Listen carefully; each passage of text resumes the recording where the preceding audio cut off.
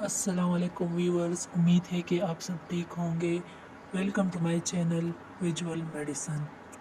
हमने स्टार्ट किया था अपना फर्स्ट सीरीज़ रेस्पिरेटरी मॉड्यूल और आज का जो हमारा टॉपिक है वो है COPD यानी क्रॉनिक ऑब्स्ट्रक्टिव पल्मोनरी डिजीज़।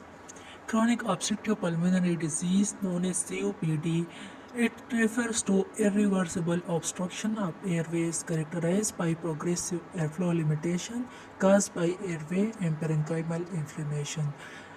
जो COPD है ये हमारे पास इरिवर्सिबल ऑब्स्ट्रक्शन है एयरवेज की और ये हमारी जो एयर फ्लो होती है ड्यूरिंग ब्रीथिंग उसको लिमिटेड करता है और इसमें एयरवेज और पेरेंकाइमा की इन्फ्लेमेशन होती है। It is a collective term for both emphysema and chronic bronchitis. यानी ये जो एम्पाइसीमा है ये क्रोनिक ब्रोंकाइटिस ये दोनों को कलेक्टिवली हम COPD कहते हैं यानी क्रोनिक ऑब्स्ट्रक्टिव पल्मोनरी डिजीज़। तो COPD की जो टू मेन टाइप्स है, फर्स्ट इज एम्पाइसीमा और second is chronic bronchitis. Emphysema को हम ऐसे डिफाइन करते हैं, this is it refers to permanent enlargement of the air spaces distal of the terminal bronchioles accompanied by destruction of the air walls।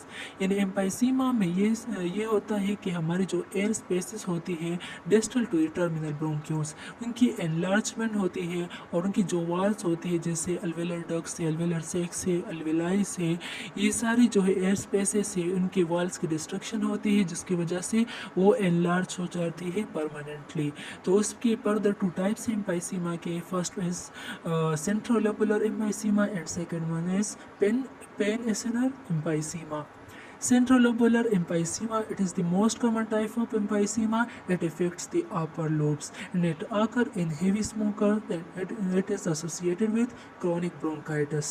हमारे पास जो first type है emphysema की centrolobular, it is most common type है और ये जो है ये हमारे upper lobes को इफेक्ट करता है और उसकी जो एसोसिएशन है वो chronic bronchitis के साथ है और ये मोस्ट कॉमनली हेवी स्मोकर्स में होता है। और जो दूसरी टाइप है emphysema की उस वो है पेन एसिनर एम्पाइसीमा और पेन एसिनर ये हमारे lower lobes of the lungs को इफेक्ट करता है और ये बेसिस पे ज़्यादा सवेयर होता है और ये मोस्ट एसोसिएटेड है अल्फा 1 एंटीट्राइप्सिन डिफिशिएंसी से। तो दूसरा जो टाइप है हमारे COPD के वो है chronic bronchitis. Chronic bronchitis it refers to persistent cough with sputum production for at least 3 months and 2 consecutive years। यानी bronchitis it is inflammation of the bronchi है, इसमें क्रोनिक जो कफ होता है और उसमें प्रोडक्टिव कफ होता है यानी स्पूटम प्रोडक्शन होती है इसमें और इसमें इसकी जो क्रोनिक है यानी लॉन्ग टर्म है at least 3 months and 2 consecutive years होता है। तो अब हम इसमें डिफ्रेंशिएट कैसे करेंगे एक एम्पाइसीमा और क्रोनिक ब्रोंकाइटिस में। तो जो एम्पाइसीमा है उसको हम पिंक पॉपर से पहचानते हैं और जो क्रोनिक ब्रोंकाइटिस है उसको हम ब्लू ब्लॉटर से पहचानते हैं। पिंक पॉपर्स यानी जो एम्पाइसीमा का पेशेंट होगा वो 10 इंडिविजुअल्स होंगे और दूसरा वो साइनोस नहीं होगा यानी ब्लूइश नहीं होगा, वो पिंक होगा। और तीसरा जो है इसमें जो ब्रेथलेसनेस होगी यानी शॉर्टनेस ऑफ ब्रेथ हुआ होगा और वो जो पेशेंट है वो जल्दी से सांस ले रहा होता है और इसमें जो एसेसरी मसल्स है यानी जो एब्डोमिनल मसल्स है उसका इस्तेमाल होता है ड्यूरिंग ब्रीथिंग। और इसकी जो टिकिपनिक होगा जो पेशेंट है पिंक पॉपर्स का यानी एम्पाइसीमा का और उसकी एक्सपायरेशन प्रोलॉन्ग होगी।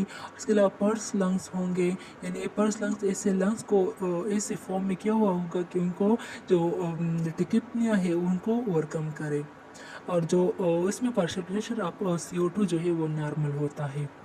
दूसरा जो हमारे पास टाइप है वो है क्रोनिक ब्रोंकाइटिस। क्रोनिक ब्रोंकाइटिस यानी ब्लू ब्लॉटर्स में हमारे पास पेशेंट जो है वो ओवरवेट होगा, ओबेस होगा यानी और साइनोसिस होगा यानी ब्लूइश अपीयरेंस होगी और ये ब्लूइश अपीयरेंस इसलिए होगा कि इसमें हाइपरकिपनिया होता है यानी CO2 की रिटेंशन होती है ड्यू टू पोर रेस्पायरेशन या जो रेस्पायरेशन है वो सही से नहीं होती और हाइपोक्सीमिया होगा यानी ऑक्सीजन डिफिशिएंसी हुई होगी।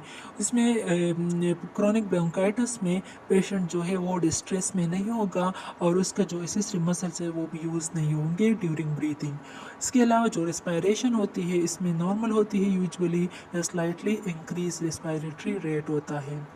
इसके अलावा जो ब्लू ब्लॉटर्स है इसमें जो पार्शियल प्रेशर ऑफ CO2 है वो ज़्यादा हुआ होगा, यानी पेशेंट हाइपरकेपनिक होगा, इसकी वजह से वो साइनोस होगा। और इसके अलावा हाइपोक्सीमिया होगा, यानी ऑक्सीजन की डिफिशियंसी होगी ब्लड में। तो ब्लड में इस कंपनसेटरी मैकेनिज्म उसमें सेकेंडरी पॉलीसाइथीमिया हुआ होगा। अब हम देखते हैं कि उसकी जो COPD या एम्फाइसीमा क्रोनिक ब्रोंकाइटिस की रिस्क फैक्टर्स क्या है, कॉजेज़ क्या है। तो रिस्क फैक्टर्स जो है इसमें first one is the most common is smoking. Smoking is the most important risk factor for COPD development. और ये अनयूजुअली डेवलप होता है, अनडेवलप करता है COPD को जब लेस देन 10 पेक ईयर्स होता है। यानी स्मोकिंग, सिगरेट स्मोकिंग अगर 10 ईयर से कम है तो ये अनलाइकली COPD काज कर सकता है, लेकिन अगर 10 ईयर से पेक ज़्यादा है तो वो जो है हमारे पास स्मोकिंग, तो वो स्मोकिंग हमारे पास COPD काज करता है। और हम पेक ईयर को कैसे कैलकुलेट कर सकते हैं? पेक ईयर को हम ऐसे कैलकुलेट कर सकते हैं कि हमारे पास जो 1 पेक ईयर है it is equal to 20 cigarettes per day per year. क्योंकि हमारे पास एक पैकेट में 20 सिगरेट्स होते हैं, इसलिए हम इसको ऐसे कैलकुलेट करते हैं कि 20 सिगरेट्स डिवाइड बाई पर डे पर ईयर। जब एक पेशेंट है वो हर रोज़ एक पैकेट यानी 20 सिगरेट्स लेता है और ये पर ईयर के लिए यदि 1 साल का हम कैलकुलेट करें तो उसे हम 1 पेक ईयर बोलते हैं। दूसरा जो रिस्क फैक्टर्स है वो है अल्फा 1 एंटीट्रिप्सिन डिफिशिएंसी। यानी अल्फा 1 एंटीट्रिप्सिन की वजह से हमारे अल्वेलाइज की जो वॉल्स है वो सही रहते हैं, लेकिन अगर उसकी डिफिशिएंसी हो जाती है तो वॉल्स की डिस्ट्रक्शन स्टार्ट हो जाती है, जिसकी वजह से हमारे पास परमानेंट एनलार्जमेंट्स ऑफ द एयरवे हो जाते हैं और हमारे पास एम्फाइसीमा डेवलप होता है।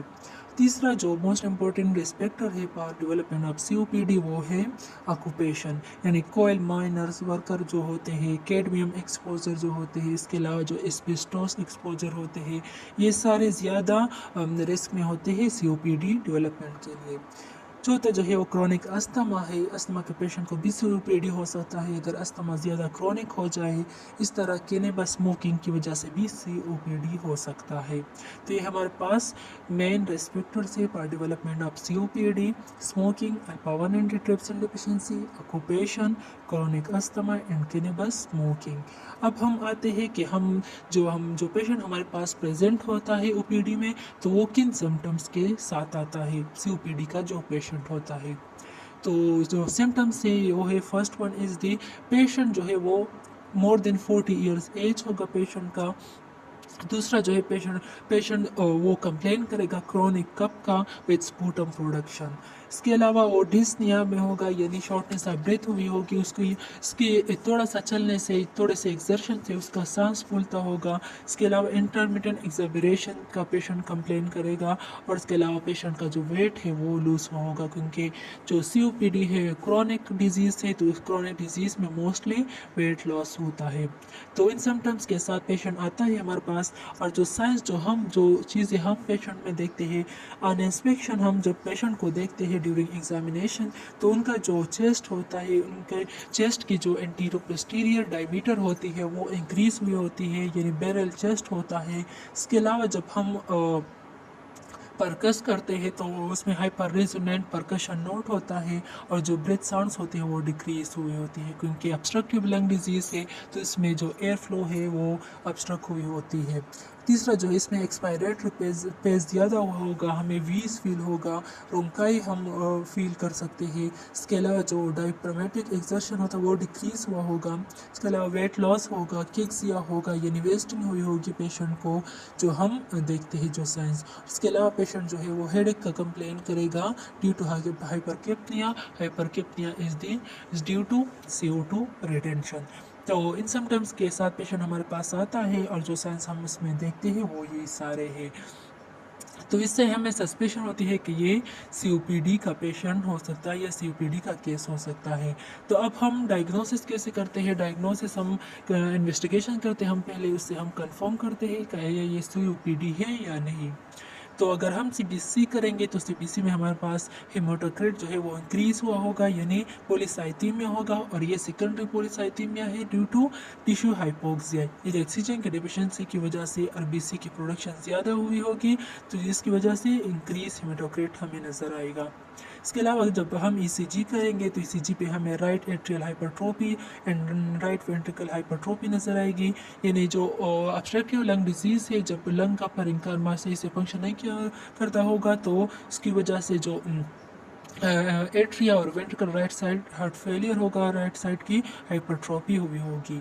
और चेस्ट एक्सरे पे हम देखेंगे तो हमारे पास हाइपर इन्फ्लेटेड लंग्स होंगे, जिनके सीओपीडी ऑब्स्ट्रक्टिव लंग डिजीज़ है। उसमें एयर जो है वो आउटफ्लो एयर की ऑब्स्ट्रक्ट हुई होती है, एयर कलेक्शन होती है, तो उसमें हाइपर इन्फ्लेटेड यानी ज़्यादा ब्लैकिश लंग्स नज़र आएंगे और प्लेटेंट डायफ्राम होगा। उसके अलावा स्मॉलर ट्यूबुलर हार्ट हुआ होगा और इंक्रीज एपिडायमीटर ऑफ द चेस्ट हुआ होगा, यानी बैरल चेस्ट हमें नज़र आएगा।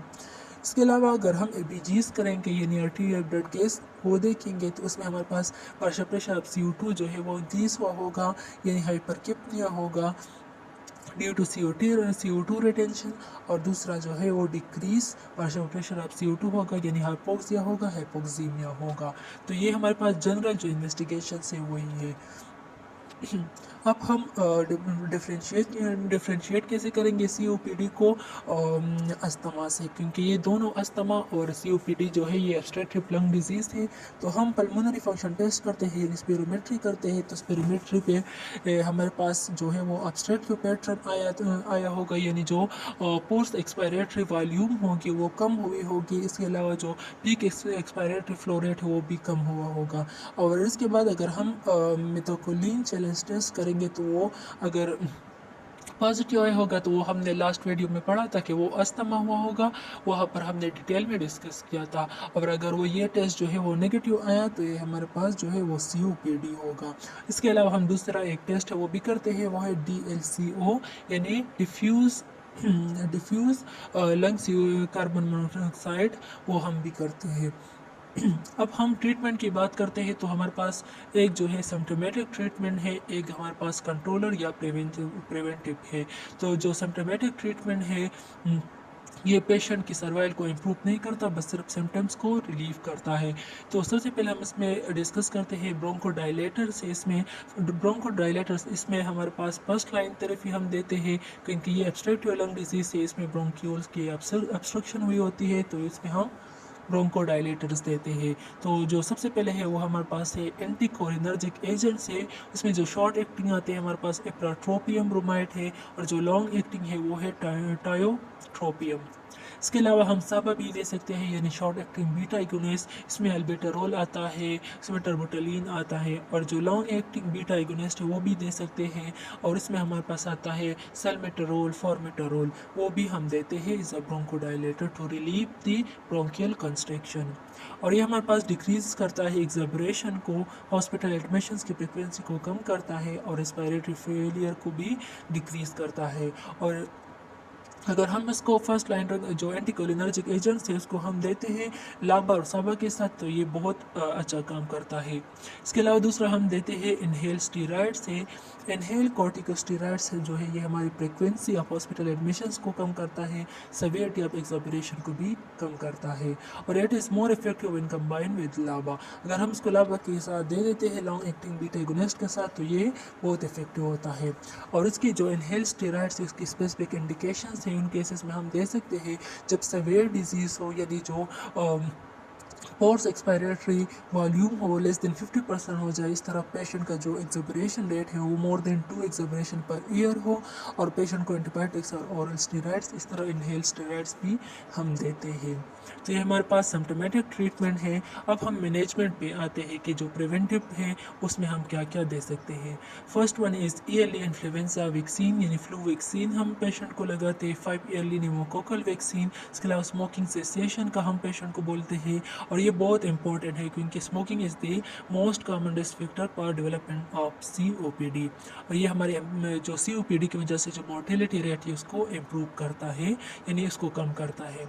लॉन्ग टर्म ऑक्सीजन थेरेपी, यानी use of oxygen for more than 15 hour per day. इसके अलावा पल्मोनरी रिहेबिलिटेशन करते हैं, यानी हम एक्सरसाइज पेशेंट को हम एक्सरसाइज के लिए इम्प्रूव करते हैं कि वो बार बार एक्सरसाइज करे कि उसका जो एक्सरसाइज टॉलरेंस है वो इम्प्रूव हो जाए और क्वालिटी ऑफ लाइफ भी इम्प्रूव हो जाए। इसके अलावा हम न्यूट्रिशनल सपोर्ट देते हैं पेशेंट को एजुकेट करते हैं about how to take the inhale corticosteroid. हम उसको उसका टेक्निक सिखाते हैं और उसको हम पेशेंट को एजुकेट करते हैं to avoid the irritants and recognise the exacerbation early. इसके अलावा हम देखते हैं कि पेशेंट का ट्रीटमेंट का रिस्पांस कैसा है, गुड रिस्पांस है, इनकम्प्लीट रिस्पांस है या पुअर रिस्पांस है। गुड रिस्पांस इस तरह होगा कि जो पीक एक्सपायरेटरी फ्लो रेट होगा वो मोर देन 70% होगा और जो ऑक्सीजन सेचुरेशन होगी वो मोर देन 90% होगी और एग्जामिनेशन पे पेशेंट नॉर्मल होगा विदाउट सिम्टम्स होगा और उसकी जो रिस्पांस है आफ्टर ट्रीटमेंट वो विद इन 60 मिनट्स अपीयर होंगे। और तो हम अगर पेशेंट गुड रिस्पांस में होगा तो हम उसको डिस्चार्ज कर सकते हैं। इसके अलावा इनकम्प्लीट रिस्पांस इस तरह होगा कि जो पीक एक्सपायरेटरी फ्लो रेट होगा वो लेस देन 70% होगा, यानी बिटवीन 40 एंड 69% होगा। माइल्ड मॉडरेट साइन सिम्टम्स होंगे। इसके अलावा अगर इनकम्प्लीट रिस्पांस होगा तो हम पेशेंट को हॉस्पिटल में एडमिट करेंगे। इसके अलावा अगर पुअर रिस्पांस हुआ होगा तो उसको हम पुअर रिस्पांस हम इस तरह डिटरमाइन करते हैं कि जो उसका पेशेंट का पीक एक्सपायरेटरी फ्लो रेट होगा वो लेस देन 40% होगा, oxygen saturation is less than 60% होगा और जो CO2 का पार्शियल प्रेशर है वो मोर देन 42 होगा। तो ये इससे और पेशेंट